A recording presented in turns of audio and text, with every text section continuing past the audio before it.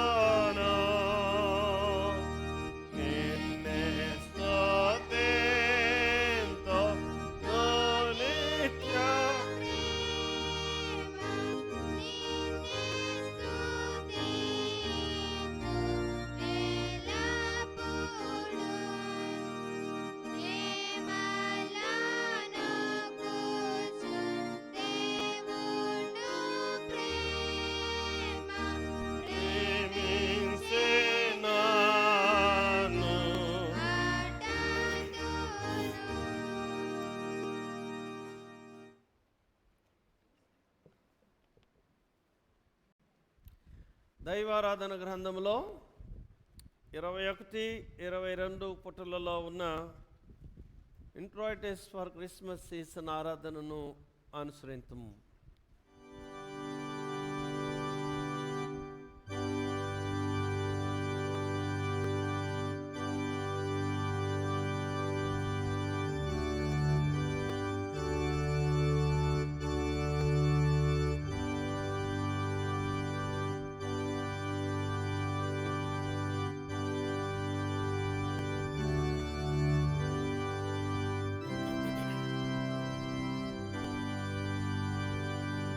మనకు శిశువు పుట్టెను, మనకు కుమారుడు అనుగ్రహింపబడెను.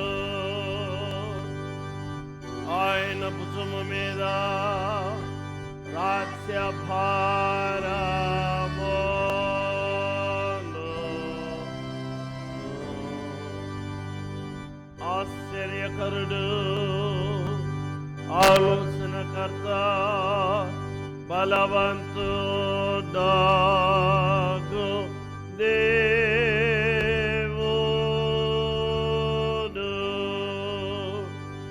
నిత్యుడగు తండ్రి, సమాధానకర్తయగు అధిపతి అనే పిలువబడు.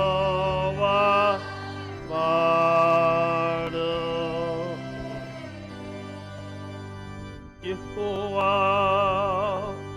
ఆశ్చర్య కార్యములను చేసి యున్నాడు. ఆయనను గూర్చి క్రొత్త కీర్తనము పాడుడి. పితృపుత్ర పావనాత్మక మహిమా కలుగు గాక. ఆద్యందునచు ఇప్పుడెప్పుడు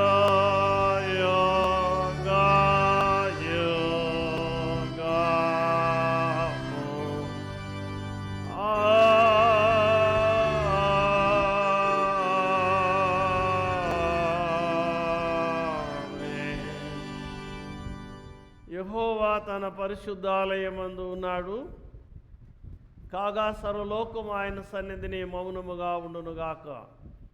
రండి, నమస్కారము చేసి సాగిలపడదుము. మనలను కలుగు చేసిన యెహోవా ముందర మోకాళ్ళునుదుముగాక.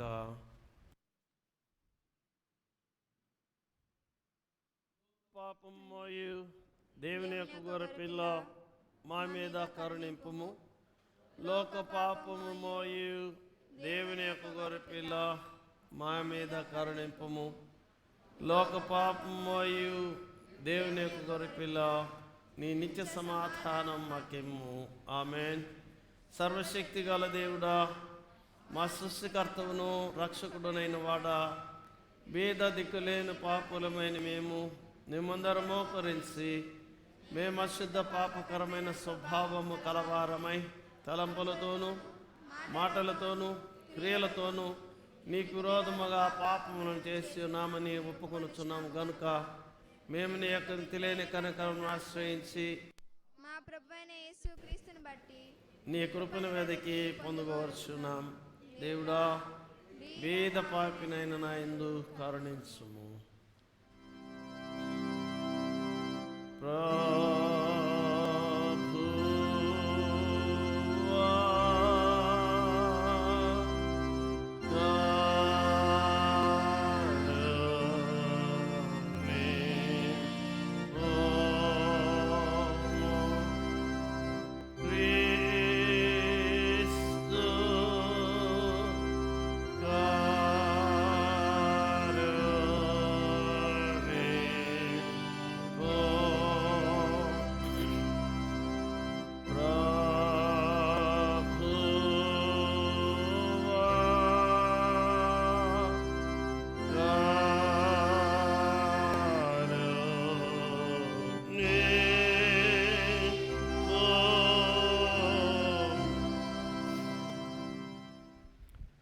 దేవుడు మన మీద కరుణించి మన పాపముల నిమిత్తము తన జనదైక కుమారుని మరణమునకు అప్పగించి ఆయనను చూసి మనలను మన్నించి ఉన్నాడు. మరియు ఆయన తన నామందు విశ్వాసముంచిన వారికి దేవుని పిల్లలకుటకు అధికారమును అనుగ్రహించెను. ఆయనను కీర్తింపుడి, ఆయన నామమును బట్టి ఆయనను కీర్తింపుడి. లిండి డాక్సాలసి ఉత్తర ప్రత్యుత్తరముగా అనుసరించము. సర్వోన్నతమైన వానిలో దేవునికి మహిమ,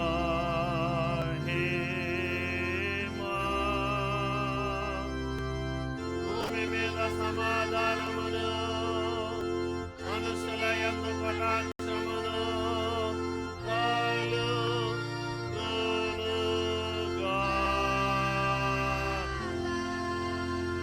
ప్రభువైన దేవుడా, ఓ పరమా రాజా, సర్వశక్తి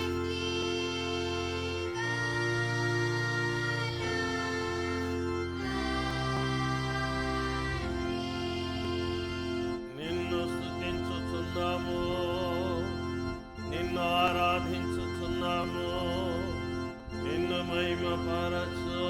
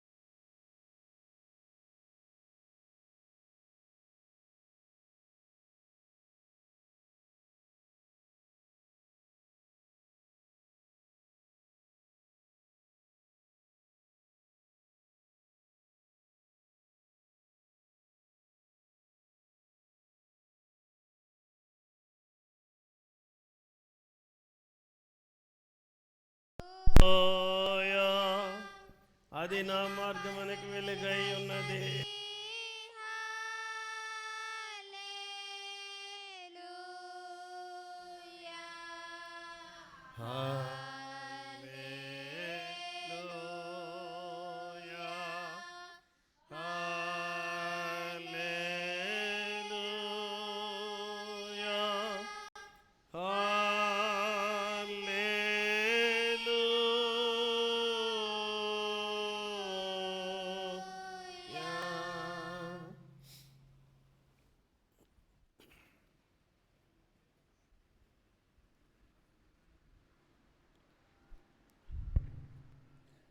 క్రిస్మస్ తరువాతి ఆదివారం కొరకు ఏర్పాటు చేయబడిన సువార్త వాక్య భాగంను భయభక్తులతో చదువుకుందాము.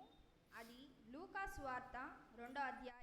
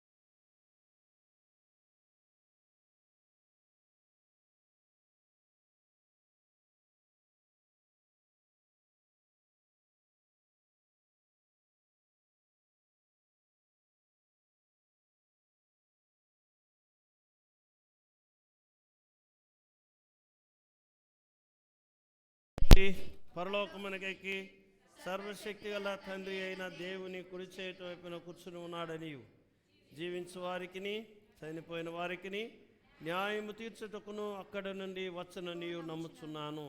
నేను పరిశుద్ధాత్మను నమ్ముచున్నాను.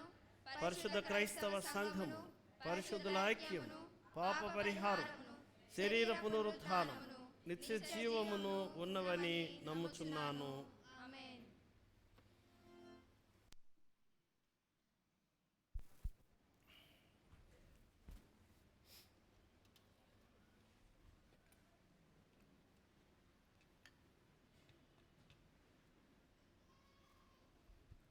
ఉపకారమును ధర్మమును చేయ మరొకడి అట్టి యాగములు దేవునికి ఇష్టమైనవి. కీర్తన సంఖ్య 86.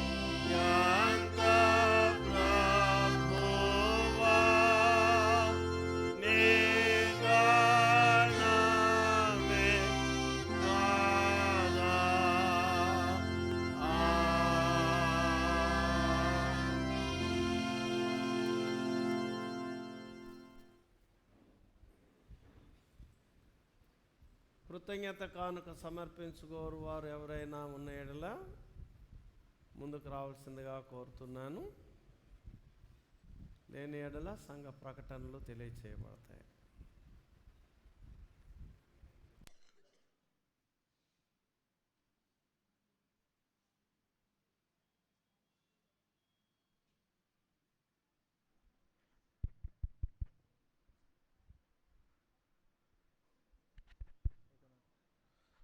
సంఘమునకు తెలియజేయవలసిన ప్రకటనలు ఉన్నవి. మొదటగా గత ఆదివారపు కానుకల వివరములు. సాధారణ కానుకలు 7,970 రూపాయలు, కృతజ్ఞత కానుకలు 8,200 రూపాయలు, మొత్తం 16,170 రూపాయలు. క్రిస్మస్ ఈవ్ కానుకలు 10,300 రూపాయలు. క్రిస్మస్ పండుగ నాటి కానుకలు 23,420 రూపాయలు. కృతజ్ఞత కానుకలు 4,200 రూపాయలు. ప్రభు సంస్కారపు కానుకలు 2,580 రూపాయలు, మొత్తం 30,200. రానున్న వారము ఎఫఫనియా తర్వాతి మొదటి ఆదివారమునకు దేవుని వాక్య భాగం చదవలసిన వారు పాత నిబంధన పాఠ్యభాగమును శ్రీ కె ప్రవీణ్ కుమార్, దావీదు కీర్తన 102వ అధ్యాయం. పత్రికా పాఠమును శ్రీ ఐ సంజయ్ కుమార్, 2వ కొరింథీ పత్రిక 6వ అధ్యాయము 14వ వచనం నుండి 7వ అధ్యాయము 1వ వచనం వరకు. సువార్త పాఠమును శ్రీ కె రచన కుమార్, యోహాన్ సువార్త 1వ అధ్యాయము 35 నుండి 42 వచనం వరకు చదవలసి ఉంటుంది.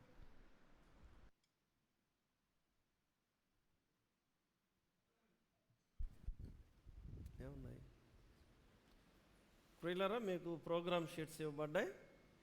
దాని ప్రకారం ఈరోజు సాయంకాలం 7 గంటలకు సంవత్సరాంతపు మనస్తాప ఆరాధన ఉంటుంది కనుక సంఘం అంతా కూడా సకాలంలో పాల్గొనవలసిందిగా కోరుతున్నాను. అలాగే దక్షిణాంధ్ర లూథరన్ సంఘానికి చెందినటువంటి కీర్తనల పుస్తకాలు మరి ప్రింట్ అయ్యి అందుబాటులో ఉన్నాయి. ఆరాధన అయిన తర్వాత బుక్స్ కావాల్సిన వారు మీరు కొనుక్కోవాల్సిందిగా మీకు మనవి చేస్తుంటున్నాను. అండ్ మరొక విషయం, దక్షిణాంధ్ర లూథరన్ సంఘంలో చాలా కాలం పరిచయం చేసినటువంటి కీర్తిశేషులు రెవరెండ్ కారుకేటి విలియమ్స్ గారి యొక్క కుమార్తె మరియు ప్రస్తుతం జీవించి ఉన్నటువంటి రెవరెండ్ డిడి నిర్మల్ కుమార్ గారి సతీమణి స్వర్ణకుమారి గారు మరి గత రాత్రి 9:30 గంటలకు ప్రభునందు నిద్రించారు. మరి నిర్మల్ పాస్టర్ గారికి ఒక కుమార్తె, 2 కుమారులు ఉన్నారు. వారి యొక్క వ్యక్తిగత కుటుంబ ఆదరణ కొరకు మీరు ప్రార్థనలో జ్ఞాపకం చేసుకోవాల్సిందిగా మీకు మనవి చేస్తున్నాను.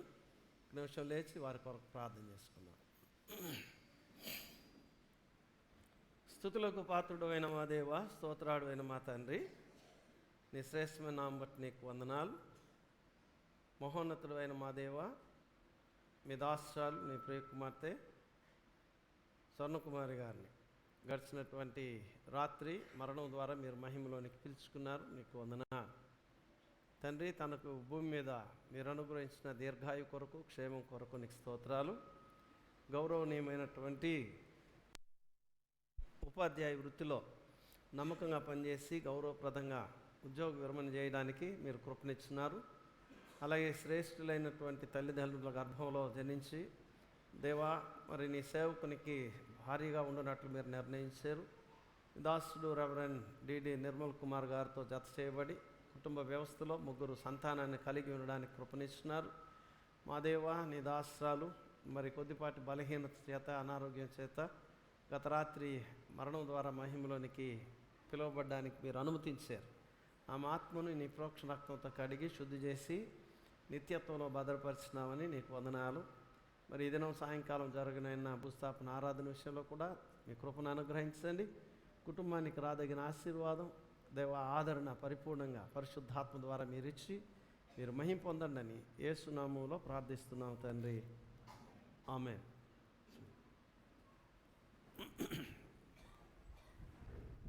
ఉపభాగములో 11వ కీర్తన.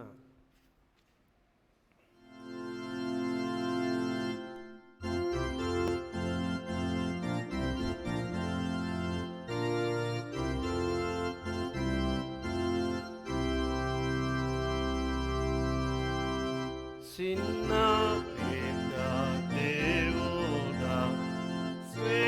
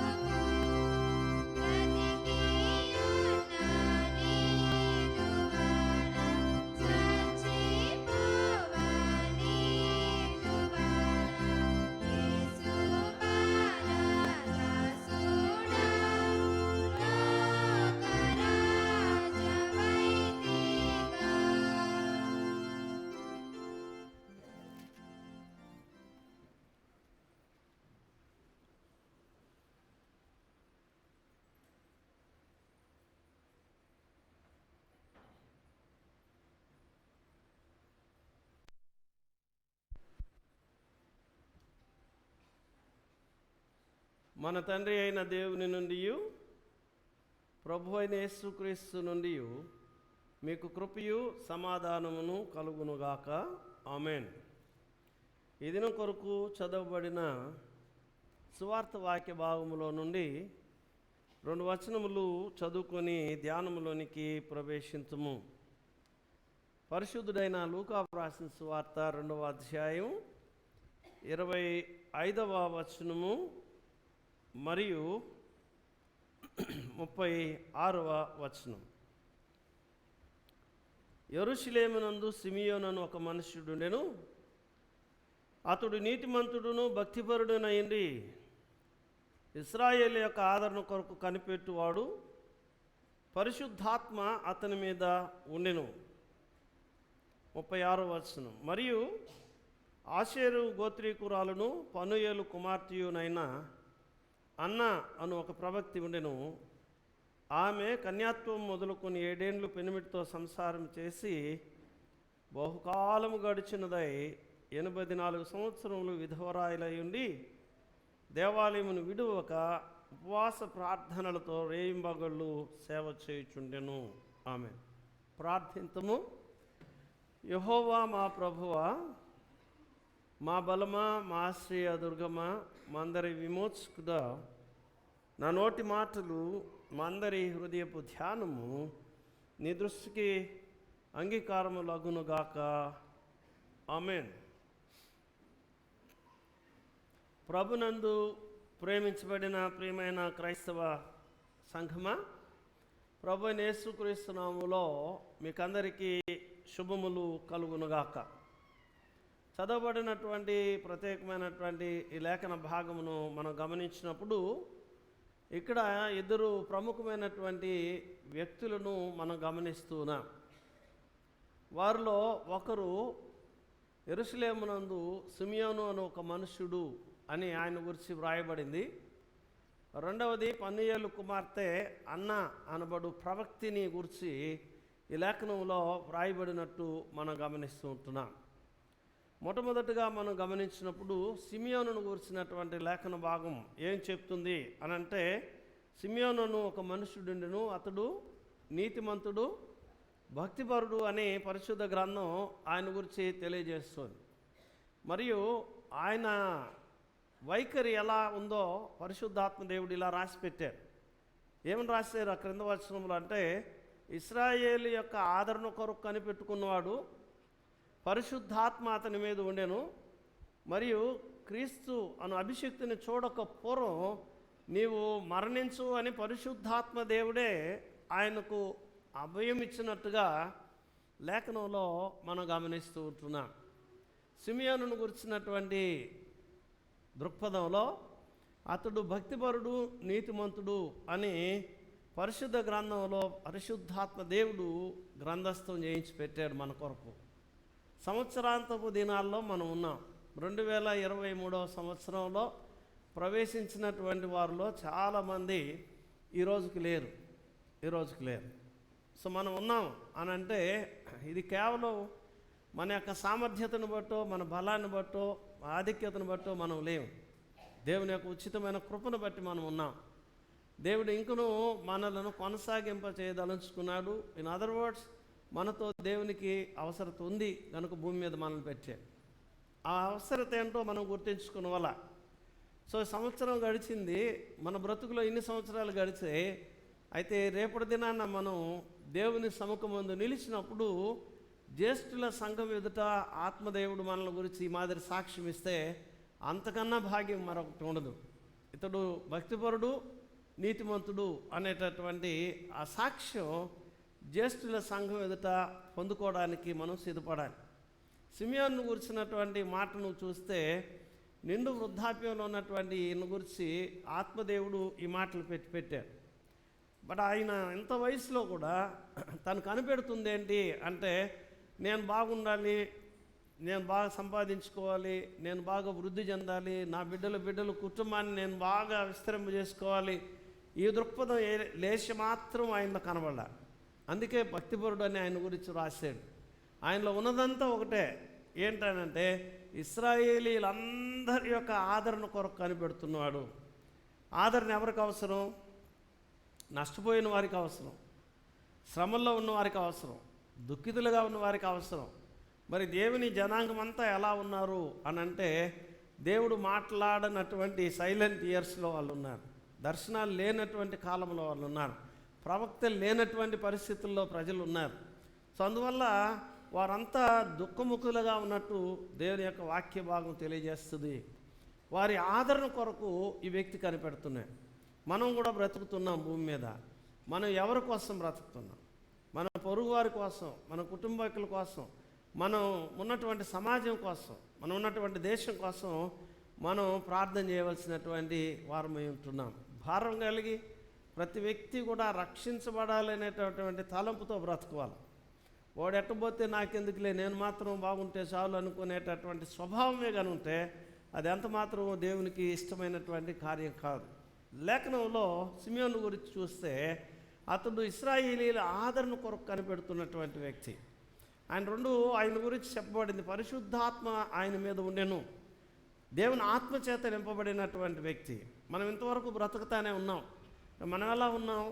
పౌలు గారు రోమాపత్రికలో ఆయన అంటారు, ఎవడైనను క్రీస్తు ఆత్మ లేని వాడైతే వాడాయన వాడు కాదు. ఇంతకాలం బ్రతికి, ఇంతకాలం జీవించి క్రైస్తవులుగా చలమని క్రీస్తు ఆత్మ లేకపోతే మన బ్రతుకు మూలంగా మనం పొందింది ఏంటి? మనం సంపాదించుకున్నది ఏంటి? ఆత్మదేవుడు మనతో నివాసం చేయడానికే ఆయన అనుగ్రహించబడ్డాడు. ఆయన మన జీవితాల్లో లేకుండా పోతే ఎన్ని క్రిస్మస్లు వచ్చినా, ఎన్ని న్యూ ఇయర్స్ వచ్చినా వాటి ఫలితం శూన్యం, వాటి పర్యవసానం సున్నా. అందుకనే లేఖనంలో జ్ఞాపకం చేసేది సిమియోను గురించి చెప్తున్నటువంటి మాట. సిమియోను అనగానే లేఖనం ఏం చెప్పింది? గ్రీకు భాషలో డైకాయస్ అనేటటువంటి పదం ఒకటి వాడబడింది, డైకాయస్ అని. అది హెబ్రూ భాషలో యాషార్ అనేటటువంటి పదం. ఆ రెండింటి అర్థం ఒకటే. యథార్థమైనటువంటి నీతిగా బ్రతికేటటువంటి వ్యక్తికి ఈ పదాలు ఆపాదించబడతాయి. దాన్ని కీర్తనకారుని మాటల్లో చూస్తే 32వ కీర్తనలో ఆయన చెప్తాడు, ఆత్మలో కపటము లేనటువంటి వాడు నీతిమంతుడని. నీతిమంతుడు అనగానే విశ్లేషణ వచ్చిందంటే ఆత్మలో కపటం లేనటువంటి వాడు. సో మనల్ని మనం చర్చ చేసుకుందాం. మన అంతరంగంలో కపటం ఉందా? మన అంతరంగంలో కల్మషం ఉందా? మనం నీతిమంతులం కానే కాదు. లేఖనం దగ్గర మనం చూసేది సిమియోను అనగానే అర్థం ఏంటంటే హియరింగ్ అని అర్థం. వినేటటువంటి వాడు.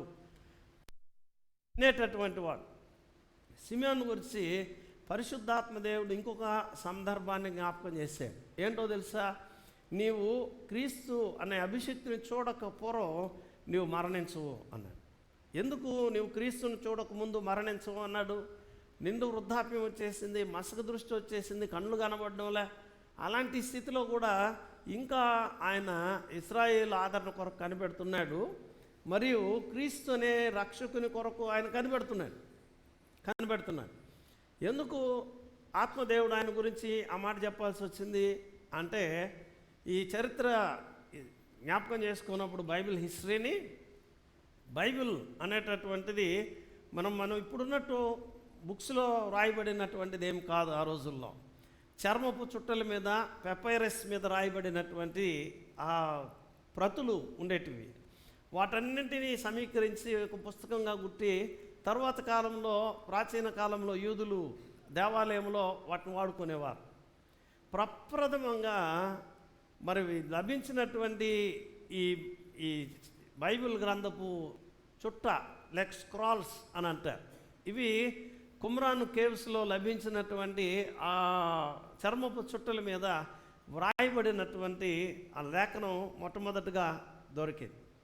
దాన్ని తీసుకొచ్చుకున్న తర్వాత ఆనాటి సమాజంలో 70 మంది సభ్యులు కలిగినటువంటి సన్హెడ్రిన్ అనేటటువంటి సభ వారు ఉండేవారు.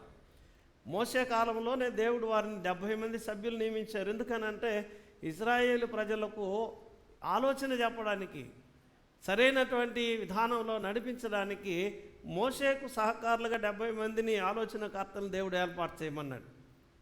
అందరూ మేధావు.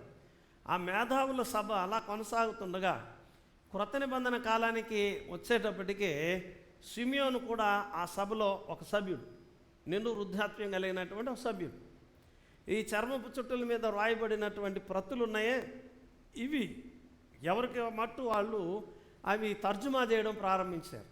తర్జుమా చేయడం పాత నిబంధన గ్రంథం హెబ్రీ భాషలో వ్రాయబడింది. ఈ తర్జుమా చేసేటటువంటి ప్రక్రియలో సపోజ్ నాకు ఒక చాప్టర్ నాకు ఇచ్చారు, అది ఒకవేళ మొదటి అధ్యాయము అయితే నేను దాన్ని తర్జుమా చేయాలి, వాస్తవమైనటువంటి తర్జుమా చేయాలి. తర్జుమా చేసిన తర్వాత సభగా కూడినప్పుడు 10 మందికి ఛాన్స్ ఇస్తారు, 10 చాప్టర్స్ చదవాలి. నాది ఫస్ట్ చాప్టర్ నేను చదువుతున్నాను.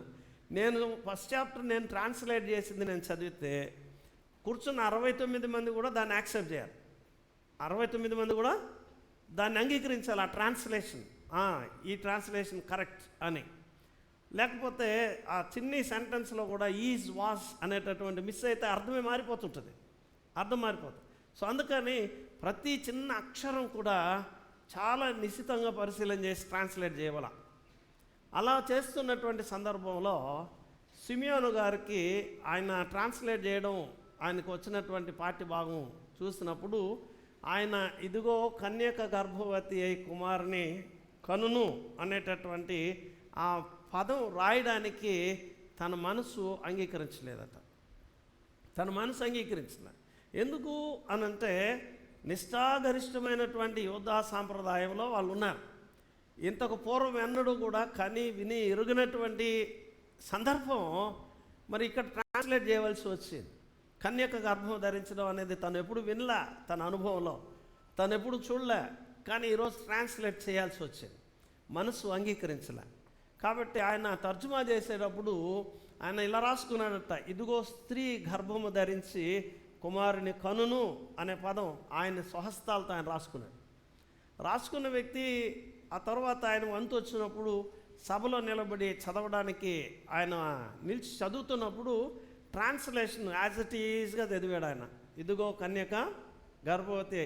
కళ్ళు చెదిరిపోయినాయి ఆయనకి. అరే నేను రాసుకున్న దస్తూరి, నా స్వదస్తూరి మారిపోయింది, ఇదేంటిది అని ఆయన ఆలోచించుకుంటుంటే కూర్చున్న సభలో 69 మంది యాక్సెప్ట్ చేశారు ట్రాన్స్లేషన్ కరెక్ట్ తర్జుమా.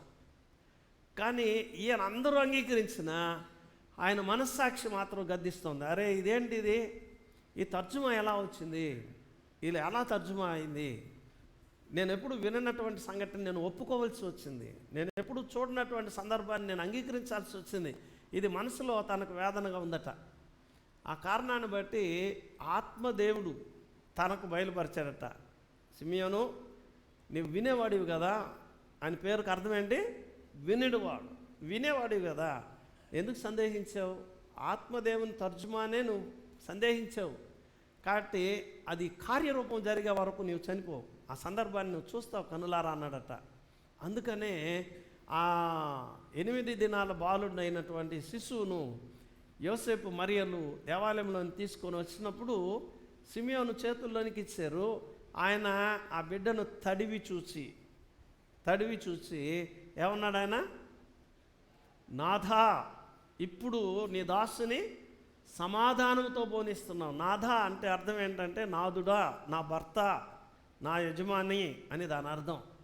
సంఘం ఆయన శరీరం, సంఘం ఆయన వధువు, అందులో ఒక భాగం సిమియోన్. కాబట్టి ఆయన ఏమంటాడు, నాథా అని బాలుడైనటువంటి శిశువు అయినటువంటి యేసును సంబోధించి మాట్లాడితే అని 2 ఆయన అంటాడు, నీ దాసుని ఇప్పుడు సమాధానంతో సమాధికి దిగనిస్తున్నావు అంటాడు.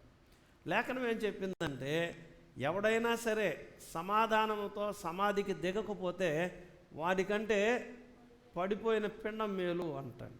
చాలామంది బ్రతికేస్తున్నారు వృద్ధాప్యం వరకు కూడా. నెమ్మది ఉందా బ్రతుకులో?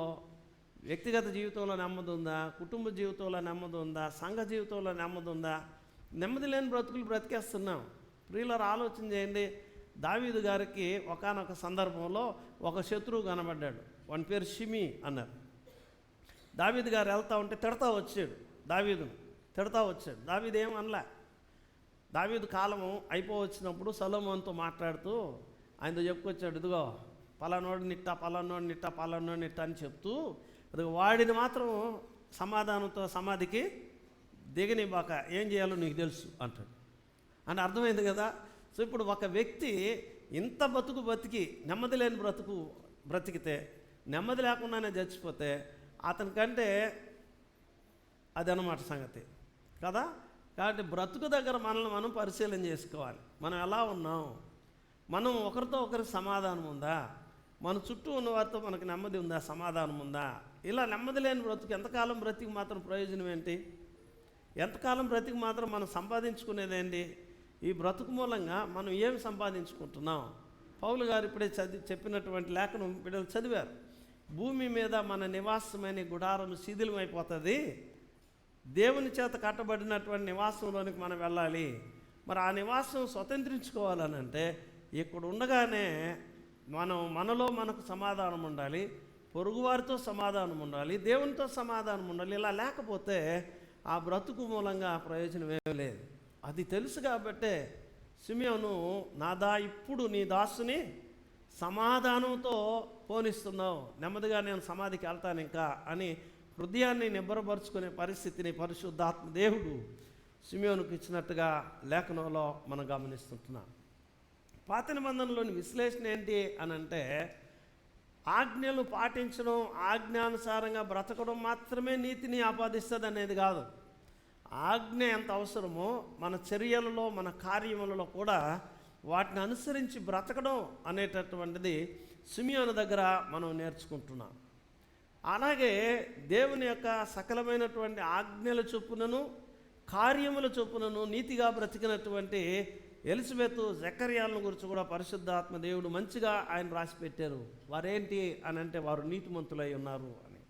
లేఖనంలో ఇలా చెప్తే ప్రభు అయినటువంటి దేవుడు నోవాహును గురించి మాట్లాడాడు. తొలి అధ్యాయంలో నోవాహు ఏమన్నాడు? ఈ తరము వారిలో నేను చూడగా నీ ఒక్కడివే నీతిమంతుడుగా కనబడ్డావు.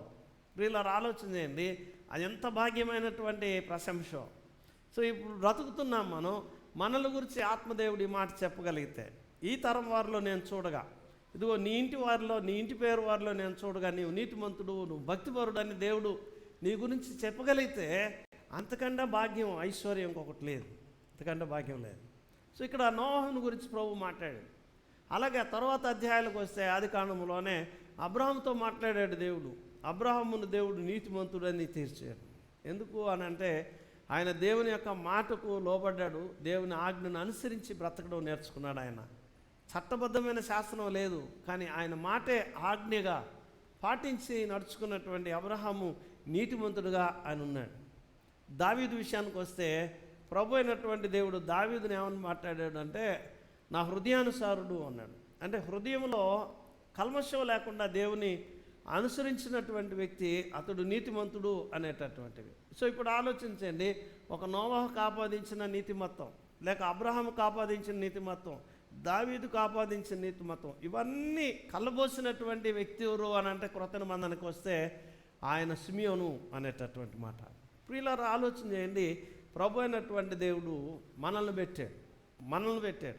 చరిత్ర తెలిసింది, బైబిల్ గ్రంథం తెలిసింది, నీతిమత్వం అంటే ఏంటో తెలిసిన తర్వాత కూడా మన బ్రతుకులో పరివర్తన లేకుండా పోతే, మనం ఇలాంటి సాక్ష్యం పొందకుండా పోతే, మన బ్రతుకు మూలంగా మనం సంపాదించుకునేది ఏమీ ఉండదు అనేటటువంటి విషయాన్ని ఇక్కడ జ్ఞాపకం చేస్తున్నాను. మీరు ఈయన ఇశ్రాయేలు యొక్క ఆదరణ కొరకు కనిపెడుతున్నటువంటి వ్యక్తి. ఈయన నోటి వెంట వచ్చినటువంటి మాటలు, 3 శ్రేష్టమైన మాటలు మరలా మనం జ్ఞాపకం చేసుకోవచ్చు. శిశువైన యేసును ఇలా తీసుకొని ఎవరిని గురించైతే తన మనస్సాక్షి అంగీకరించలేదో ఆ శిశువుని చేతుల్లోని తీసుకొని ఇప్పుడు ఆయన అంటాడు, అన్యజనులకు నిన్ను బయలుపరచడానికి నువ్వు ఇచ్చినటువంటి వెలుగు ఈ శిశువు అని ప్రభు అయినటువంటి యేసును గురించి స్తుతిగానం చేశాడు. ప్రియులారా, మనం క్రిస్మస్లో ప్రభువును పొందాం.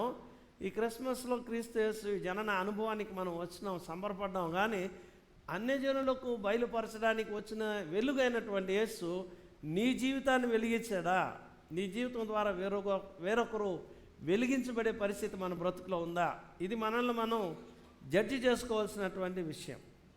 అండ్ 2, అక్కడ సిమియోను చెప్పినటువంటి మాట ప్రకారం నీ ప్రజలైనటువంటి ఇశ్రాయేలీయునికి ఈయన మహిమ అన్నాడు. దేవుని ప్రజలైనటువంటి వారికి మహిమగా ప్రభు అయినటువంటి యేసుక్రీస్తు అనుగ్రహించబడ్డాడు. మరి ఆ ప్రభు అయినటువంటి యేసుక్రీస్తు అనే మహిమను నీవు సొంతం చేసుకున్నావా? నీ ద్వారా మరొకరు ఆ మహిమకు ఆ పాత్రలు అయ్యేటట్లుగా నేను బ్రతుకుతున్నాము, మనల్ని మనం పరిశీలన చేసుకోవాలి. అండ్ ప్రభు అని అంటే సిమియోను గారు చెప్తారు, నీవు సకల ప్రజల ఎదుట సిద్ధపరిచినటువంటి రక్షణ నేను కన్నులారా చూశాను. ఈరోజు కన్నులారా చూశాను అంటాడు, తడివి చూశాడు ఆయన. కన్నులు మంద దృష్టి గలవు అని చెప్పినాను, మసక దృష్టి కలిగినటువంటి వ్యక్తి. కానీ ఈరోజు తన ఆత్మ ద్వారా తన చేతుల్లో స్పృశించినటువంటి శిశువును గురించి అంటాడు, నేను కన్నులారా చూశాను, సకల ప్రజలకు నీవు సిద్ధపరిచినటువంటి రక్షకుని నేను చూశాను. ప్రియులారా, ఈ అనుభవం ఎవరి బ్రతుకులోనైతే స్వతంత్రించుకుంటారో వారు క్రీస్తు యేసు యొక్క జనన అనుభవానికి వారు అర్హులు, వారు లోకానికి మార్గదర్శకులుగా ఉంటారు అనేటటువంటి విషయాన్ని లేఖనం ద్వారా మనం గమనిస్తూ ఉంటున్నాం. సిమియోను ఇలా మాట్లాడుతుండగానే ఆ రోజు ఆ దేవాలయంలోనికి వృద్ధురాలైనటువంటి హన్న వడివడిగా లోపలికి ప్రవేశించినట్టుగా జ్ఞాపకం చేయబడింది లేఖనంలో. హన్నాను గురించి ముందుగానే మీకు చెప్పుకొని వచ్చినాను. ఏమిటి అంటే ఈమె ఆషేరు గోత్రానికి చెందినటువంటి వ్యక్తి. ఆషేరు అనగానే 7 అంతల ఆశీర్వాదం పొందినటువంటి గోత్రం. అది 7 అంతల ఆశీర్వాదం పొందినటువంటి గోత్రం ఆషేరు గోత్రం. పనుయేలు కుమార్తె, ఆమె పేరు అన్న. ఆమె పరిచర్య ఒక ప్రవక్తిగా ఆమె ఉంది. మీరు ద్వితీయోపదేశకాండం 33వ అధ్యాయం 24వ వచనాన్ని చూస్తే ఆషేరుకు ఇవ్వబడినటువంటి ఆశీర్వాదం 7 అంతల ఆశీర్వాదం ఎలా ఉంది అంటే, ఒకటి, ఆషేరు అతని సహోదరులందరికంటే అతడు ఎక్కువగా ఆశీర్వదించబడును. ఇది మొదటి బ్లెస్సింగ్. అండ్ రెండవది, తన సహోదరులందరికంటే ఆషేరు కటాక్షము నొందును అని. మూడవది, ఆషేరు గోత్రం తన పాదములను తైలంలో ముంచుకొనును. అంటే ఇదంతా ఆ మిడిల్ ఈస్ట్ కంట్రీస్ గురించి చెప్పబడినటువంటి పోలిక. ఇవి దేవుడు ఒక వ్యక్తిని ఆశీర్వదించదలుచుకుంటే ఆయన ఎలా ఆశీర్వదిస్తాడు అంటే, మింటి మీద ఆశీర్వదిస్తాడు, భూమి మీద ఆశీర్వదిస్తాడు, భూగర్భంలోనూ ఆశీర్వదిస్తాడు. ఇక మొత్తం విశ్వంలో మనకు కనబడేటటువంటి దీంట్లో ఆకాశమందు విస్తరించడం ఆశీర్వదించడం, భూమి మీద ఆశీర్వదించబడడం, భూగర్భంలోని వనరుల ద్వారా ఆశీర్వదించబడడం మరి వారికే చెందింది. అందుకని ఇక్కడ వారిని గురించి వ్రాయబడుతున్న మాటలేంటి అని అంటే, వారిని దేవుడు 3 అంతలుగా వారిని భూమి మీద సమృద్ధి జీవంతో వారిని నింపాడు. ఆ 4వ ఆశీర్వాదం వారికి ఇవ్వబడింది ఏంటంటే, నీ పాదములు ఇనుపవి, నీ పాదరక్షలు ఇత్తడివి అన్నాడు. ఇవేంటి అంటే విమోచనకు సాదృశ్యంగా చెప్పబడినటువంటివి. వీళ్ళు ఎలాంటి వాళ్ళు? ఇనుము అని అంటే దాని అర్థం ఏంటంటే వీళ్ళు చాలా ధైర్యవంతులు. వీరిలో నుండి ఆషేరు గోత్రములో నుండి అధిపతులు అయినటువంటి వారు వస్తారు అనడానికి ప్రభు అయినటువంటి దేవుడు ఆ మాట వారికి వాడినట్టుగా మనం చూస్తాం. అండ్ 5వది, వారికి ఇవ్వబడినటువంటి ఆశీర్వాదం ఏంటి అని అంటే, నీకు విశ్రాంతి కలుగును అని. విశ్రాంతి అన్న దగ్గర ఫుట్ నోట్లో మీరు గమనిస్తే మీకు బలము కలుగును అని. బలము కలుగును అంటే ఆషేరు గోత్రాన్ని గురించి ప్రభు అయిన దేవుడు ఇచ్చిన బ్లెస్సింగ్ ఎలాంటిదంటే, వాళ్ళు వయసు మీరిపోతున్నా సరే, అంటే వృద్ధాప్యం వచ్చేసినా సరే, మరణం వరకు శ్రేష్టమైనటువంటి ఆరోగ్యం, శ్రేష్టమైన బలం కలిగినటువంటి వాళ్ళు ఆషేరు గోత్రానికి చెందినటువంటి వారు అనేటటువంటి మాట. అండ్ 6వది, వాళ్ళ గురించి వ్రాయబడింది, ఆషేరు తన వద్ద శ్రేష్టమైనటువంటి ఆహార పదార్థాలు ఉన్నాయి కాబట్టి వాళ్ళకి శాంతి కలుగుతుంది అన్నాడు. శాంతి అనగానే కింద సమాధానం కలిగినటువంటి వారుగా వాళ్ళు ఉంటారు. 7వ ఆశీర్వాదం వారిని గురించి చెప్పబడింది ఏంటంటే, రాజులకు తగిన మధురమైన పదార్థాలు వారి దగ్గర లభిస్తాయి. ఇంత గొప్పగా 7 అంతలుగా ఏదైనా గోత్రం ఆశీర్వదించబడింది అని అంటే అది ఒక ఆషేరు గోత్రం ఆశీర్వదించబడింది. పాత నిబంధనలో పనుయేలు అంటే అర్థం ఏంటి? పనుయేలు అంటే అర్థం ఏంటంటే దేవుని ముఖాముఖిగా చూడడం, దైవ ప్రత్యక్షత కలిగి ఉండడం, దేవుని వారు దర్శనం కలిగినటువంటి వారుగా ఉండడం. ప్రియులారా, ఆలోచన చేయండి. దేవుడు ఒక వ్యక్తిని ఆశీర్వదించాడు. జ్ఞానంలో ఆశీర్వదించాడు, ధనంలో ఆశీర్వదించాడు, కండబలం, కత్తిబలం, మంది బలం, మార్గం, ఇవన్నీ ఆశీర్వాదాలే అనుకోండి. ఎన్ని ఉన్నా సరే నీ బ్రతుకులో దేవుని ప్రత్యక్షత లేకపోతే వాటన్నింటి మూలం సున్నా. దైవ ప్రత్యక్షత ఉండాలి ప్రతి వ్యక్తికి. దేవుని ముఖాముఖిగా చూసినటువంటి అనుభవానికి ప్రతి వ్యక్తి ఎదగాలి. మన వయసు పెరుగుతుంది, వయసు పెరిగే కొద్ది జ్ఞానము ప్రజ్ఞ వృద్ధి చేసుకుంటున్నాం. అలాగే వయసు పెరిగే కొద్ది దేవునిలో కూడా చాలా ఉన్నతమైనటువంటి ఆ అవినాభావ సంబంధం మనం పెంపొందించుకోకపోతే దానివల్ల మనం సంపాదించుకునేదంతా కూడా వ్యర్థం. సో 7 అంతల ఆశీర్వాదం ఉంది ఆషేరు గోత్రానికి, కానీ ప్రత్యక్షత లేకపోతే ఆశీర్వాదాలన్నింటి మూలంగా వారు పొందింది ఏముండదు. కానీ ఆషేరు గోత్రానికి ఉన్నటువంటి గొప్పతనం ఏంటి అంటే, మరణం వరకు బలం కలిగిన వాళ్ళగా ఉంటారంటే, ఇదిగో ఆషేరు గోత్రంలో పనుయేలు కుమార్తె అయినటువంటి అన్న అనబడేటటువంటి ఈమె ఆ రోజు ఆలయంలో కనబడింది. ఇంతకీ అన్న అంటే అర్థం ఏంటి? అన్న అంటే అర్థం ఏంటంటే గ్రేషియస్ అని, కృపామయి. ఆమెను గురించి లేఖనం చెప్పేది ఏంటంటే, ఆమె ఒక ప్రవక్తిగా ప్రభు అయినటువంటి దేవుడు తన్ను వాడుకున్నాడు. బైబిల్ గ్రంథంలో స్త్రీలు దేవుని కొరకు మాట్లాడినటువంటి స్త్రీలు చాలామంది ఉన్నారు. చాలా పర్టికులర్గా వారిని గురించి మనం కనుక గమనించినట్లయితే మొట్టమొదటిగా కనబడేది ఎవరు అంటే, నిర్గమకాండంలో అహరోను మోషేల యొక్క అక్కగారు కనబడతారు. ఆమె పేరు మిరియామును గురించి పరిశుద్ధాత్మ దేవుడు ఆమె ఒక ప్రవక్తి అని ఆమె గురించి వ్రాయబడింది. అండ్ రెండవది న్యాయాధిపతుల గ్రంథంలో మరొక ఆవిడ కనబడతారు. ఆమె ఎవరు అంటే, లప్పీదోతు భార్య అయిన దెబోరా అనేటటువంటి ఆవిడ అక్కడ కనబడుద్ది. దెబోరా ఆమె సిసెరా దెబోరా విన్నారుగా మీరు వచ్చినప్పుడు, యెరూషలేముకి వచ్చినప్పుడు మనం రూపాంతర పర్వతానికి వెహికల్స్లో, చిన్న వెహికల్స్లో కొండపైకి ఎక్కేటప్పుడు ఆ క్రింద పల్ల ప్రాంతంలో ఉన్నటువంటివి ఆ ప్రదేశాలు, ఆ ప్రాంతానికి చెందినటువంటిదే దెబోరా అనబడేటటువంటి ప్రవక్తి. అండ్ 3 రాజులు 2వ గ్రంథం 22వ అధ్యాయంలో మరొక ఆమె కనబడుతుంది. ఆమె షల్లూము భార్య అయినటువంటి హుల్దా అనబడేటటువంటి ప్రవక్తి. దేవుని కొరకు ఆవిడ మాట్లాడినట్టుగా చూస్తాం. కృత నిబంధనలోనికి వచ్చేటప్పటికీ అపోస్తల కార్యం గ్రంథంలో కనబడతారు.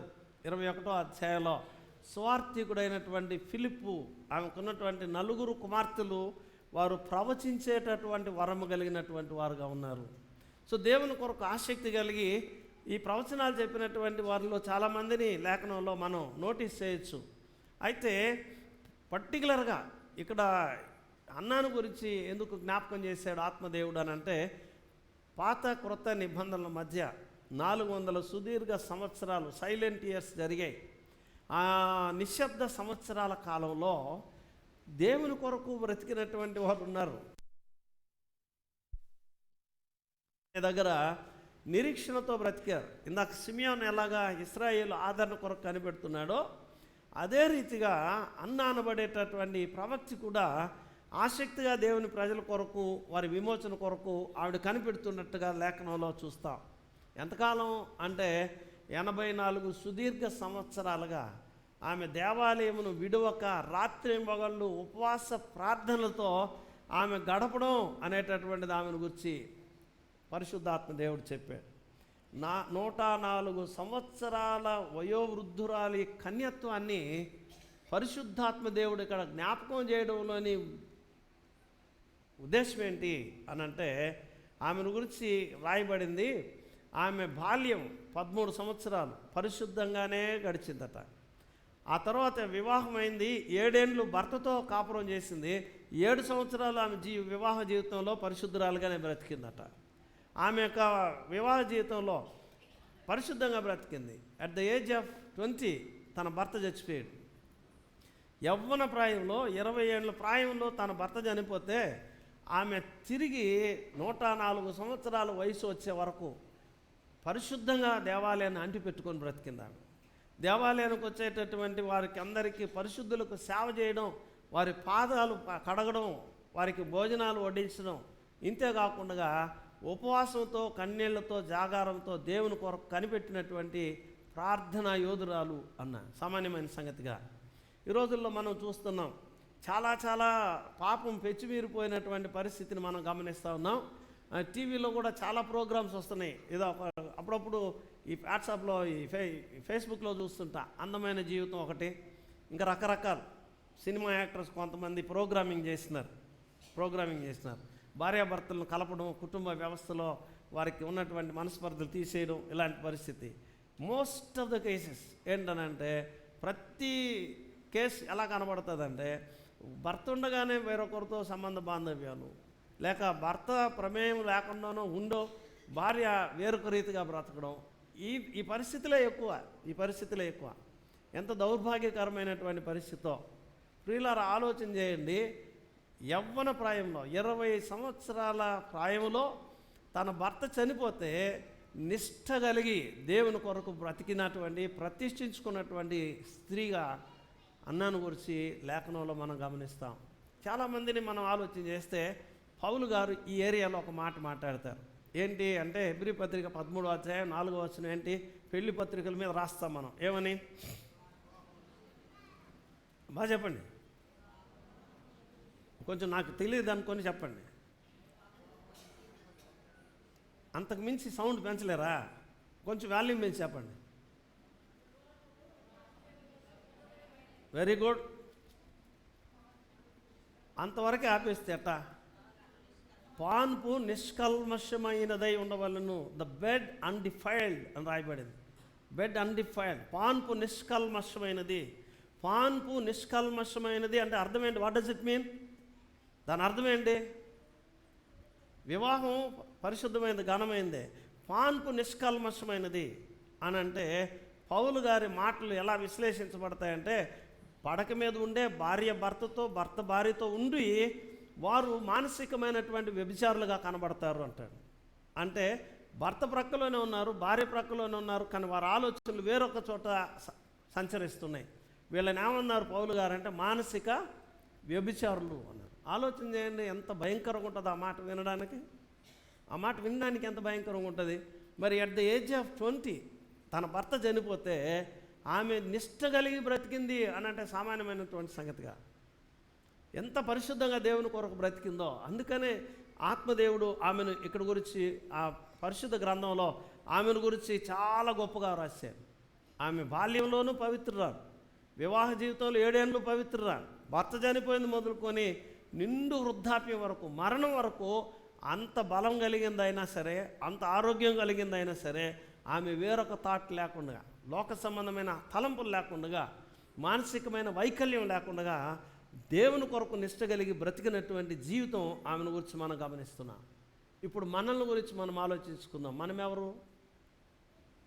మనం ఎవరు అనంటే ప్రభు కోసం మనం నిశ్చయం చేయబడినటువంటి వధువు సంఘం. ప్రభు కోసం నిశ్చయం చేయబడ్డాం, మనకు నిశ్చితార్థమైంది ప్రభుతో. రేపటి దినాన్ని ప్రభుతో పరిశుద్ధ వివాహం కొరకు మనం సిద్ధపడుతున్నాం. నిశ్చయమైనటువంటి పరిస్థితుల దగ్గర ప్రభు కోసం వివాహం కొరకు ఎదురు చూస్తూ ఉన్నటువంటి సంఘం ఎంత మైలుపడిపోతుందో, లోక పరిస్థితుల దగ్గర, శరీర పరిస్థితుల దగ్గర ఎంత మైలుపడిపోతుందో ఒకసారి ఆలోచన చేసి చూడండి. మనల్ని మనం పరిశుద్ధంగానే, పవిత్రంగానే ప్రభు కొరకు కాపాడుకుంటున్నామా? వ్యక్తిగతంగా మనల్ని మనం జడ్జి చేసుకోవాలి. మనలను మనము విమర్శించుకునే ఎడల రేపటి దినాన్ని తీర్పు పొందక పోదుము అని అంటాడు. సో జడ్జి చేసుకోవాలి. సో మనం ఎలా ఉన్నాం ప్రభు కొరకు? ఇశ్రాయేలీ జనాంగంతో ప్రభు అన్నాడు, నేను గద్దరెక్కల మీద మోసుకొచ్చుకున్నా, నేను మిమ్మల్ని కన్నాను, నేను మిమ్మల్ని నా కొరకు ప్రతిష్ఠించుకున్నాను. కానీ పదే పదే దేవుని ప్రజలు, ఇశ్రాయేలీ జనాంగం చేసింది ఏంటంటే విగ్రహారాధికులు అయిపోయినారు. విగ్రహారాధన అని అంటే దేవుని విడిచి దేవునికి వ్యతిరేకంగా దూరస్తులు అయిపోయినారు. అటువారిని గురించి విగ్రహారాధికులు. సో ఆలోచన చేయండి, మనం జీవము గల దేవుని సంఘంలో పరిశుద్ధాత్మ దేవుని ప్రోక్షణ రక్తం చేత కడగబడి ఆయన కొరకు మనం నిశ్చయం చేయబడినటువంటి వారం. మరి మనం ఎలా ఉన్నాం? మన జీవితం ఎలా ఉంది? దేవుని కొరకు నిష్ట కలిగి ప్రతిష్ఠిత జీవితాన్ని మనం జీవిస్తున్నామా? అన్న జీవితంలో ఆమె పరిశుద్ధంగా బ్రతికింది.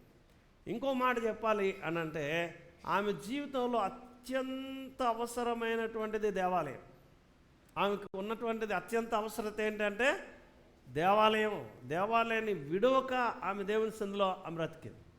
దావీదు గారి ఏరియాలో కనబడతారు మనకు. కీర్తనల గ్రంథంలో 27వ సంకీర్తన 4వ వచనంలో దావీదు గారి యొక్క అంతరంగ అభిలాష కనబడింది. నేను యెహోవా యొద్ద ఒక వరం అడిగాను, దానికోసం నేను వెతుకుతున్నా. ఏంటి? ఏమడిగాడు? నేను యెహోవా ప్రసన్నతను చూడాలని, నా జీవితకాలం అంతా దేవుని ఆలయంలో బ్రతకాలి అని నేను నిశ్చయించుకున్నా. ప్రియులారా, ఆలోచన చేయండి, దేవుడు మనతో మాట్లాడినప్పుడు, మనకు ఆజ్ఞా ప్రమాణాన్ని ఇచ్చినప్పుడు, నీవు విశ్రాంతి దినాన్ని పరిశుద్ధంగా ఆచరించుటకు జ్ఞాపకం ఉంచుకో అన్నాడు. విశ్రాంతి దినం ఆదివారం మన కొరకు దేవుడు ఏర్పాటు చేసినటువంటిది. కరెక్ట్ ఇన్ టైంలో దేవుని సన్నిధికి మనం వెళ్ళి ఆరాధన చేసుకుందామనే తాపత్రయం ఎంతమందికి ఉంది? ఇన్ టైంలో దేవుని సన్నిధికి వెళ్దాం, ఆ 1 గంట, గంటన్నర, 2 గంటలో సమయానికి వెళదాం, ప్రార్థన చేసుకుందాం, దేవునితో సమయం గడపదాం, తర్వాత మనం దైవాశీర్వాదాన్ని పొందొద్దాం అనుకునేటటువంటి వారు ఎవరి ఇష్టానుసారంగా వాళ్ళు రావడం, ఎవరి ఇష్టానుసారంగా వాళ్ళు పోవడం. ఇది క్రమమైన జీవితమేనంటారా? ఇది క్రమమైన జీవితమేనంటారా? ఇది డిసిప్లిన్ అనేటటువంటిది లేకుండా క్రైస్తవ్యం వర్ధిల్లదు. డెడికేషన్ అనేటటువంటిది లేకుండా క్రైస్తవ జీవితం మనుగడ సాగించదు. మనం దేవుని కొరకు మనల్ని మనం సమర్పించుకోకుండా ఈ క్రైస్తవ్యంలో మనం వర్ధిల్లలేము. ఖచ్చితంగా మనకు డిసిప్లిన్ ఉండాలి. ఖచ్చితంగా డిసిప్లిన్ అనగానే క్రమశిక్షణ అనేది మనం నేర్చుకోకుండా, మనం నేర్పించకుండా మన తర్వాత మన సంతానానికి అబ్బతాది అనే అపోహలో మాత్రం ఉండదు. ఖచ్చితంగా అపోహలో ఉండదు. మనం నేర్పించాలి. అరే తొందరగా లేగాలి, టైం అయిపోతుంది, వేగరమే సిద్ధపడి మనం దేవాలయానికి వెళ్ళాలి, దేవుడు నాతో ఈరోజు ఏం మాట్లాడతాడు, దేవునితో నేనేం చెప్పుకోవాలి, ఈ తలంపు మనలో కలిగినప్పుడు, పిల్లలకు నేర్పించినప్పుడు ఆ క్రమశిక్షణ అలాగే వస్తుంది. సో అప్పుడు వాళ్ళని డెడికేట్ చేసుకోవడానికి అవకాశం ఉంటుంది. ఇది మనం నేర్పించకపోతే మన జీవితం ద్వారా వేరొకరికి మార్గదర్శకులుగా మనం ఉండలేం. సో దావీదు యొక్క అంతరంగం, నేను దేవుని ప్రసన్నత చూడాలి, నా జీవితకాలం అంతా ఆయన ఆలయంలో నేను ఉండాలి. ఇప్పుడు అన్న అనబడే ప్రవక్తి తన జీవితకాలం అంతా దేవుని సన్నిధిలో ఉపవాసముతో రేయింబగళ్ళు, ఒక పగలో 1 గంటో రాత్రో కాదు, రేయింబగళ్ళు మానక ఉపవాస ప్రార్థనలతో దేవుని సన్నిధిలో అవి గడిపినట్టుగా మనం గమనిస్తాం. ప్రభువు కూడా మాట్లాడాడు. యోహాను సువార్త 4:23 ఏంటనంటే, దేవుని ఆరాధించేవారు ఆత్మతో సత్యముతో ఆరాధించవలను, అలా ఆరాధించే వారి కొరకు తండ్రి అయిన దేవుడు చూస్తున్నాడట. కింద చూస్తే ఫుట్ నోట్లో ఆ మాటకి ఏం రాశారని అంటే, అట్లా ఆత్మతో సత్యముతో ఆరాధించే వారి కొరకు తండ్రి అయిన దేవుడు వెతుకుతూ ఉన్నాడట. తండ్రి అయిన దేవుడు వెతుకుతున్నాడట. మన కుటుంబాన్నే పెట్టుకో, 4 సభ్యులు ఉన్న కుటుంబాన్నే దేవుడు వెతుకుతున్నాడు. వీళ్ళు ఆత్మతో సత్యంతో నన్ను ఆరాధించేవారేనా? సో సంఘం అనే కుటుంబాన్ని దేవుడు వెతుకుతున్నాడు. మనం ఆత్మతో సత్యంతో దేవుని ఆరాధించేటటువంటి వారమేనా ప్రభు వెతుకుతున్నాడు. వీళ్ళ ఆలోచన చేయండి. 104 సంవత్సరాల వృద్ధురాలు ఈవిడ ఉపవాసంతో కన్నీళ్లతో రేయింబగళ్ళు. ఇశ్రాయేల్ గోత్రాలు ఎన్ని? 12 గోత్రాలు, 11 గోత్రాలు వాళ్ళు తిని పండుకుంటే నెమ్మదిగా, ఈ ఒక్క గోత్రం ఆసక్తి కలిగి దేవుని కొరకు ప్రార్థన చేసినటువంటి గోత్రం. ప్రియులారా ఆలోచన చేయండి. మిగతా వాళ్ళతో కంపేర్ చేసుకోబాకండి. 11 మంది తిని పండుకుంటున్నారు, నేను ఒక్కదాని వల్ల ఏమవుతుంది, నా ఒక్కడి వల్ల ఏమో కానే కాదు. నువ్వు ఒక్కడివి దేవుని కొరకు రోషం కలిగి బ్రతికితే దేవుడు తన కార్యం చేయడం ప్రారంభిస్తాడు. ఇక్కడ ఈ ఆషేరు గోత్రంలో పనుయేలు కుమార్తె అన్న అనబడేటటువంటి ఈవిడ దేవుని కొరకు రోషం కలిగి బ్రతికింది, శాశ్వతంగా మిగిలింది దేవుని కొరకు. అందుకనే ఆమె యొక్క కన్యాత్వాన్ని పరిశుద్ధాత్మ దేవుడు ఇంత గొప్పగా జ్ఞాపకం చేసుకున్నాడు. ఎవరి కొరకు బ్రతికింది ఆవిడ అంటే, ఇశ్రాయేలు ఆదరణ కొరకు అన్నాడుగా సిమియోను. యెషయా గ్రంథం 40:2 చెప్పినట్టుగా, నా జనులను ఓదార్చండి, వారితో ప్రేమగా మాట్లాడండి, వారి దోష రుణము తీర్చబడింది. ఆమె తాను చేసినటువంటి అపరాధానికి 2 శిక్ష అనుభవించింది. చెప్పండి, వాళ్ళకి విడుదల కలిగింది. సో ఈ సత్యం చెప్పడానికే మరి అన్న అనబడేటటువంటి ఆమెను ప్రభు అయినటువంటి దేవుడు దాచి ఉంచాడు, శాశ్వతంగా ఆమెను ఉంచాడు. అలాగే యెషయా గ్రంథం 52 చూడండి, 9 ఆత్మదేవుడు చెప్పిన మాట ఏంటంటే, యెహోవా తన జనులను ఆదరించును, ఆయన యెరూషలేమును విమోచించును. కాబట్టి యెరూషలేమునందు పాడైన స్థలములారా, మీరు ఉత్సహించి ఏకముగా సంగీత గానము మీరు చేయండి. దేవుడు విమోచించాడు యెరూషలేము పట్టణాన్ని. ప్రభు అయినటువంటి దేవుడు ఆయన విమోచించాడు. కాబట్టి ఏమంటున్నాడు, యెరూషలేమునందు పాడైనటువంటి స్థలములారా మీరు ఉత్సహించండి, ఏకముగా సంగీత గానం చేయండి. ఇదిగో దేవుడు మీ వద్దకు వస్తున్నాడు అని చెప్పండి. అదే యెషయా గ్రంథం 59వ అధ్యాయం 20వ వచనాన్ని ఒకసారి చూస్తే ప్రభు అయిన దేవుడు అక్కడ అంటాడు, సియోను నొద్దకును యాకోబులో తిరుగుబాటు చేయటం మానుకొని మళ్ళుకున్న వారి యొద్దకును విమోచకుడు వచ్చును. ప్రభు అయినటువంటి దేవుడు ఎవరికి ఆసనుడుగా ఉన్నాడు? ఆయన కొరకు ఎదురు చూచు వారికి, తమ తప్పిదాల నుండి, తమ దోషము నుండి, తమ అతిక్రమము నుండి మళ్ళుకొని దేవుని వైపు తిరిగినటువంటి వారికి ఆయన సమీపస్తుడు. ఈ సమాచారం, ఈ వర్తమానం సిమియోను చెప్తూ ఉన్నాడు, ఆ దేవాలయంలో ప్రకటిస్తూ ఉండగానే సరిగ్గా మరి అన్న ఆ మందిరంలోనికి ప్రవేశించింది. సిమియోను చెప్తున్నటువంటి ఈ వర్తమానంలో మరో గొప్ప సత్యం ఏంటో తెలుసా? ఆమెను మరియను చూసి డైరెక్ట్గా మాట్లాడాడు, మరియా, నీ హృదయంలోనికి ఒక ఖడ్గం దూసుకుని పోతుంది అని ఆవిడతో చెప్తున్నాడు. ఎప్పుడు జరగబోయే సంగతి అంటే 33.5 సంవత్సరాల తర్వాత జరగబోయేటటువంటి రక్షణ కార్యాన్ని సిమియోను గారు ముందుగానే ఈరోజు చెప్తున్నాడు.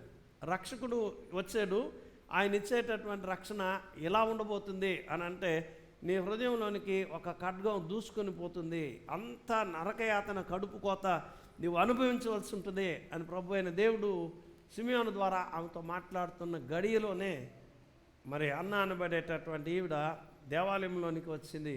శిశువైన యేసుని చూసింది. వారిద్దరూ దేవుని ఆరాధించినటువంటి వారైనారు. వారిద్దరూ ఎలా ఆరాధించారు అనంటే, మా యొక్క రక్షణకర్త అయినా, మా విమోచనకర్త అయినా, మా యొక్క మహిమ అయ్యనా, మాకు వెలుగు అయినా దేవుని వారు ఆరాధించినటువంటి వారయ్యారు. ప్రియులారా, ఆలోచన చేయండి. ఆ రోజు బెత్లెహేముకు వచ్చినటువంటి నయోమి కుటుంబాన్ని విడిపించలేను, నేను మిమ్మల్ని విమోచించలేను అని చెప్పి సమీప బంధువుడు అతడు చెవులు దాటి వెళ్ళిపోయినటువంటి పరిస్థితి. కానీ ప్రభు అయినటువంటి దేవుడు అనంత లోకాలను విడిచి మనల్ని విమోచించడానికి, ఆయన పరిశుద్ధ ఆరాధనను విడిచిపెట్టి పాపి అయిన అధముడైన మానవులైన మన కొరకు మనకు సమీపంగా ఆయన వచ్చారు. ఆయన మనల్ని ఆ మహిమకు పాత్రలుగా చేయడానికే, ఆ వెలుగులో నివసింపజేయడానికే, మనల్ని విమోచించి మన యొక్క రక్షణ స్థిరపరచడానికే ప్రభు అయినటువంటి దేవుడు మన ఎదుకు వచ్చాడు. ప్రియులారా, ఆలోచన చేయండి.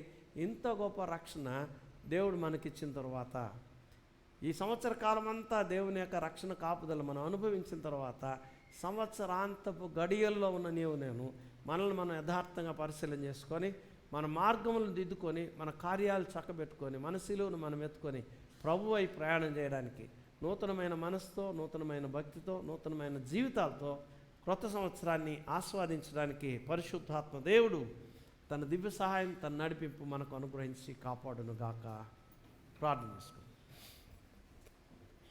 ప్రేమ పూర్ణుడైన మా ప్రియ పరలోకపు తండ్రి, పరిశుద్ధుడైన దేవ, నీ ప్రశస్తమైన నామమును బట్టి నీకు వందనాలు, స్తుతి, స్తోత్రాలు చెల్లిస్తూ ఉన్నాం.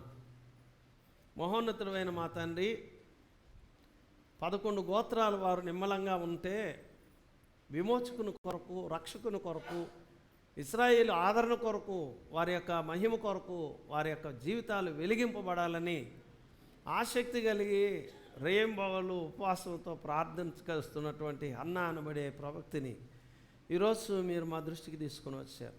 యెరూషలేములో సిమియోను అనే భక్తిపరుడు, నీతిమంతుడు ఉన్నాడు. ఆయన ఇశ్రాయేలు ఆదరణ కొరకు కనిపెడుతున్నటువంటి వ్యక్తి అని ఆయన గురించి మీరు మాకు బయలుపరిచినారు. అవును మా తండ్రి, ఈ తరంలో మేమున్నటువంటి సమాజానికి, సంఘానికి వెలుగుమయమైనటువంటి బిడ్డలుగా, నీ నామాన్ని చేతబట్టుకుని నీకు మహిమకరమైనటువంటి బిడ్డలంగా, అనేకులకు మా తండ్రి నీ రక్షణ మేము అందించేటటువంటి బిడ్డలంగా, మీరిచ్చినటువంటి ఈ రక్షణానుభవాన్ని మేమెంతగా స్వతంత్రించుకున్నామో, నశించిపోతున్న ప్రతి ఆత్మ ఆ రీతిగా స్వతంత్రించుకొని రేపటి నీ మహిమలో నిలబెట్టబడడానికి నీ చేతిలోని సాధనాలుగా మమ్మల్ని అందరినీ మీరు వాడుకొని మీరే మహిమ, ఘనత, ప్రభావాలు పొందండి అని యేసు పరిశుద్ధ నామములో ప్రార్థించి అడిగి వేడుకుంటున్నాము తండ్రి. సమస్త జ్ఞానమునకు మించిన దేవుని సమాధానం యేసుక్రీస్తు వలన మీ హృదయములకు, మీ తలంపులకు కావలి అయి ఉండునుగాక.